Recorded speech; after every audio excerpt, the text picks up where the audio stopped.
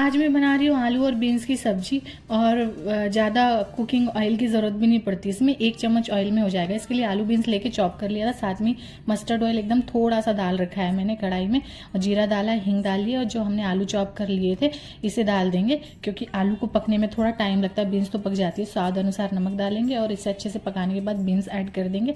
Beans add करने के बाद ही मैंने मिक्सी जार में एक सेरेमन की लकड़ी, अदरक का टुकड़ा और मिर्च ले ली थी, और साथ में ही नारियल, और इसे हम पीस लेंगे। पीसने के बाद ही आलू और बीन्स में ऐड कर देंगे, और इसे हम 2 मिनट अच्छे से सौते करेंगे, और बस इसे आप पराठा या फिर रोटी के साथ सर्व कीजिए, या फिर लंच बॉक्स में आप इसे दे सकते हैं। थैंक यू वॉचिंग के लिए।